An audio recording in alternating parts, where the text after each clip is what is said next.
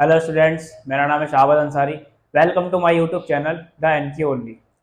आज का टॉपिक हमारे पास है what do all acids and all bases have in common. ये एक छोटा सा टॉपिक भी है और एक क्वेश्चन भी है अपने आप में। ये क्वेश्चन आपसे ये पूछना चाह रहा है कि सभी एसिड्स और सभी बेसिस के अंदर क्या कॉमन होता है। बहुत सारे स्टूडेंट्स क्या करते हैं, इस चीज़ को गलत समझ लेते हैं और वो क्या करते हैं, एसिड्स और बेसिस में जो कॉमन है उसको फाइंड आउट करने की कोशिश करते हैं। लेकिन इस लाइन को अगर हम ध्यान से पढ़ते हैं तो पढ़ने के बाद हमें यह समझ में आता है कि जो सभी एसिड्स है उन सभी एसिड्स में क्या कॉमन है और जो सभी बेसिस हैं उन बेसिस में क्या कॉमन है। मीन्स ये दो अलग अलग कैटेगरी की बात की जा रही है। इसके अंदर आपको एसिड और बेस दोनों में सिमिलैरिटीज फाइंड आउट नहीं करनी है। तो हम क्या देखेंगे, सबसे पहले बात करेंगे हम एसिड की, उसके बाद बात करेंगे बेसिस की। अगर मैं बात करूं एसिड्स की, एसिड्स, सभी एसिड्स के पास हम पढ़ चुके हैं H पॉजिटिव आयंस होते हैं। फॉर एग्जांपल अगर मैं किसी एसिड का एग्जांपल लेता हूँ, HCl एक एसिड है, एक एग्जांपल और ले लेते हैं H2SO4। अगर HCl ब्रेक होता है तो H पॉजिटिव और Cl नेगेटिव आयन प्रोड्यूस करता है। HCl अगर ब्रेक होता है तो H positive and SO4 2 negative ion produce करता है। दोनों ही एसिड्स के अंदर हमें H पॉजिटिव आयन मिल रहा है, दोनों ही एसिड के अंदर। बाकी जो हमें दूसरा आयन मिल रहा है उससे हमें कुछ लेना देना नहीं है, क्योंकि हमें क्या फाइंड आउट करना, हमें फाइंड आउट करना कि सभी एसिड्स के अंदर कॉमन क्या होता है। अगर इसके अलावा मैं कोई अदर एग्जांपल भी लूँ, CH3COOH एसिटिक एसिड का एग्जांपल लेते हैं, तो एसिटिक एसिड ब्रेक होने के बाद क्या बनाता है, CH3COO negative and H positive. तो यहाँ से भी हमें क्या मिल रहा है, H पॉजिटिव आयन मिल रहा है। तो इसका मतलब क्या हो गया, all acids contains H positive ions. अब H पॉजिटिव आयन कितने होंगे, क्या कंसंट्रेशन होगी, ये हम पढ़ेंगे जब हम बात करेंगे एसिड्स और बेस स्ट्रॉन्ग कितने हैं, वीक कितने हैं, उस वाले टॉपिक में। अभी फिलहाल हमें बात करनी किसके बारे में, एसिड्स और बेस के बारे में। तो अब हम देखते हैं बेसिस के बारे में क्या पॉसिबिलिटी हो सकती है। अगर मैं बेस का एग्जांपल लूँ, फॉर एग्जांपल NaOH एक बेस है जिसको हम सोडियम हाइड्रोक्साइड बोलते हैं। कैल्शियम हाइड्रोक्साइड भी एक बेस है, मैग्नीशियम हाइड्रोक्साइड भी एक बेस है। अगर मैं सोडियम हाइड्रोक्साइड को ब्रेक करता हूं तो सोडियम पॉजिटिव और OH नेगेटिव आयन मुझे मिलता है। अगर मैं कैल्शियम हाइड्रोक्साइड को ब्रेक करते हैं तो कैल्शियम 2 पॉजिटिव और OH नेगेटिव 2 आयन्स मिलते हैं। अगर मैग्नीशियम हाइड्रोक्साइड को ब्रेक करता है तो Mg2 पॉजिटिव और OH नेगेटिव के भी 2 आयन्स मिलते हैं।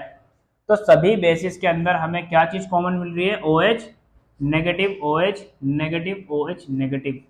मीन्स एक चीज तो क्लियर हो गई, all basis contains OH negative ions. तो यहां से हमें एक क्लियर इन शॉर्ट ओवरव्यू मिलता है, जितने भी एसिड्स होते हैं उन सभी में क्या पाया जाएगा, H पॉजिटिव। जितने भी बेसिस होते हैं उन सभी में क्या पाया जाएगा, OH नेगेटिव। मीन्स अगर हम इन एसिड्स और बेसिस को किसी सॉल्यूशन के अंदर ऐड कर देते हैं तो हमें क्या मिलेगा, H पॉजिटिव और उसका कंस्टिट्यूएंट आयन मिल जाएगा। और इसी के बेसिस पर हम बोल सकते हैं एसिड्स और बेसिस के सॉल्यूशन क्या करते हैं, इलेक्ट्रिसिटी कंडक्ट कराते हैं। जैसे फॉर एग्जांपल अगर हमने क्या करा, एक सॉल्यूशन लिया, इस सॉल्यूशन के अंदर हमने लगा दिया इलेक्ट्रोड्स, 2 इलेक्ट्रोड्स लिए हमने, इन दोनों इलेक्ट्रोड्स को कनेक्ट कर दिया हमने बैटरीज के साथ, पॉजिटिव नेगेटिव टर्मिनल के साथ। ये हम पहले भी पढ़ चुके हैं, बैटरी के पॉजिटिव से करंट फ्लो करता है और नेगेटिव की तरफ करंट जाता है। तो ये पॉजिटिव है तो पॉजिटिव चार्ज इसको देगा, ये नेगेटिव है तो नेगेटिव चार्ज इसको देगा।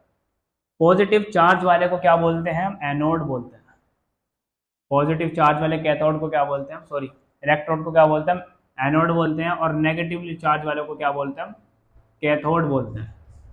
अगर मैं इस सॉल्यूशन के अंदर HCl ऐड करता हूं तो HCl ब्रेक हो जाएगा H पॉजिटिव और Cl नेगेटिव के अंदर। वैसे मान लिया अगर मैं एग्जांपल के लिए लेता हूँ, ये वाटर था, वाटर प्योर वाटर है तो प्योर वाटर के अंदर इलेक्ट्रिसिटी तो कंडक्ट होती नहीं है। अगर हमें इलेक्ट्रिसिटी कंडक्ट करानी है तो हमें क्या करना पड़ेगा, इसके अंदर कुछ ऐसे आयंस ऐड करने होंगे जो प्लस और माइनस चार्ज कैरी कर रहे हो।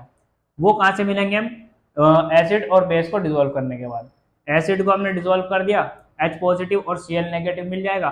H पॉजिटिव मीन्स प्रोटॉन और Cl नेगेटिव मीन्स इलेक्ट्रॉन। तो जहां पर भी हमें फ्री इलेक्ट्रॉन्स मिलते हैं, फ्री इलेक्ट्रॉन्स का मतलब क्या होता है, इलेक्ट्रिसिटी कंडक्ट हो सकती है। तो एक चीज और मिल गई हमें यहाँ पर, all acids and all basis conduct electricity when they dissolved in water. जब वाटर में डिसॉल्व करेंगे तो क्या करेंगे, इलेक्ट्रिसिटी कंडक्ट कराएंगे। ठीक, इसके बाद हमारे पास एक छोटा सा टॉपिक और है जो इसी वीडियो में हम डील करेंगे। एसिड और बेसिस को अगर हम वाटर में डिसॉल्व करते हैं तो क्या होता है, किस तरह का रिएक्शन होता है और कौन से कंपाउंड्स बनते हैं। क्वेश्चन ये, what happens when acids or bases dissolved in water। ये क्वेश्चन भी है और एक छोटा सा टॉपिक भी है। तो हम क्या करेंगे इसके अंदर, एसिड का एग्जांपल ले लेते हैं। पहले एक एसिड ले लिया हमने HCl। HCl एक एसिड है, सबसे बेसिक एसिड है और इसी को आप सबसे ज़्यादा यूज़ करना आसान भी रहेगा आपके लिए। हमने क्या करा, इसको वाटर के अंदर डिसॉल्व कर दिया। अभी पिछले टॉपिक में हमने क्या देखा, जब वाटर के अंदर HCl या किसी भी अदर एसिड को डाला जाता है तो ये अपने कंस्टिट्यूएंट आयन के अंदर ब्रेक हो जाता है और वाटर ही रहेगा। यहाँ से प्रोड्यूस होने वाला H पॉजिटिव वाटर के ऑक्सीजन के साथ रिएक्ट करके एक न्यू कंपाउंड बनाता है जिसको बोलते हैं हम H3O पॉजिटिव। इसका मतलब भी हाइड्रोजन पॉजिटिव ही है। और यहाँ पर क्या मिल रहा है, क्लोरीन नेगेटिव मिल रहा है।